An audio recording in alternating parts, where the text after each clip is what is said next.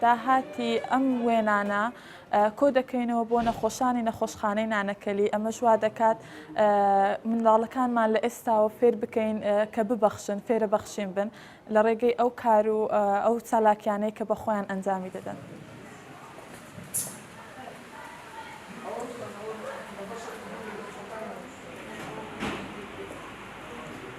ئەوەی کە منداڵەکان ئەو خولیایی کە هەیەە لێرە بۆیان دێنە دی و دێهنە بەرچاویان مکۆی کە ئێستا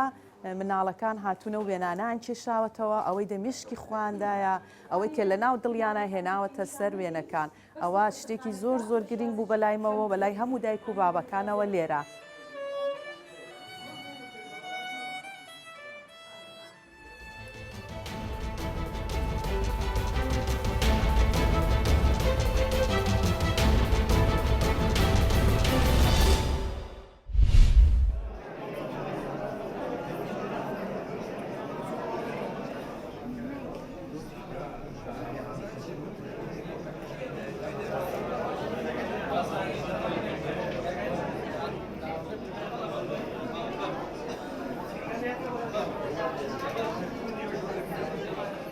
پێشانگایەکمان کردەوە سەبارەت بە پێشمەرگە لەژێر ناونیشانی پێشمەرگەیە هەموو وێنەی ئەو پێشمەرگانی تایە کە شەهید بوون و کە پێشتریش کە پێشمەرگایەتیان کردووە منۆکو خۆم ئەمڕۆ بە 5 ساب لە بەشداریم کردووە کە هەر یەکەیان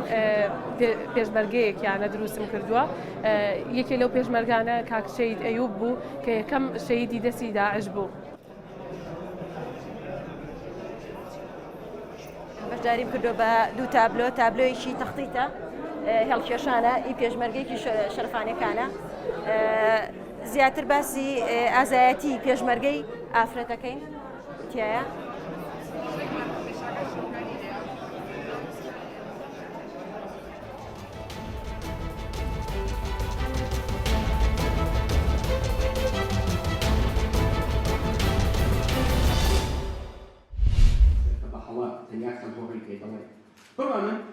پێکهاتەی ئەم دوو ڕستە یەکسەر جیاوازە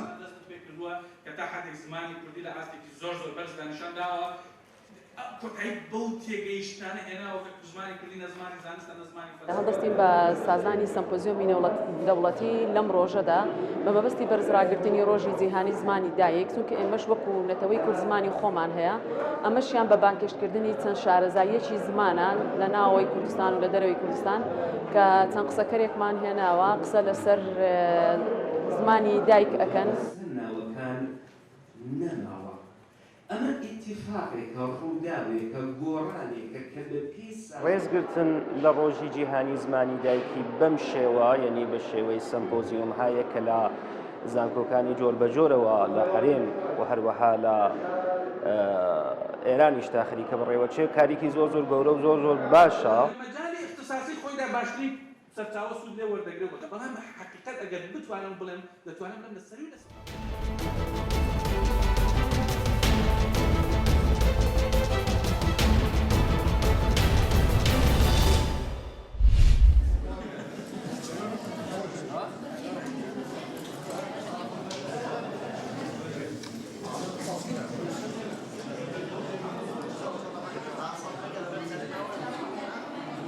وەکو منژێ کوتەلگەت حەلەبە بچێک دارید و چاڵاکی داکردنە بۆ مشانازیە کو ئەس بشە وەکە کچەکە کورد خۆرنایەکی پێشکەشی کوردن خۆ بکەم هەوە میوانت خۆ بکەم کو ئەف جورا چاڵاکیە وەکو جورا دڵخۆشیەکە بما کو ئەم بشین کارتورە بۆ پیران خۆ بین نەبیرە خۆ.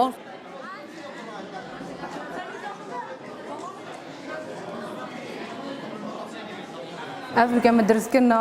خواردنەبریانێکی گیری کو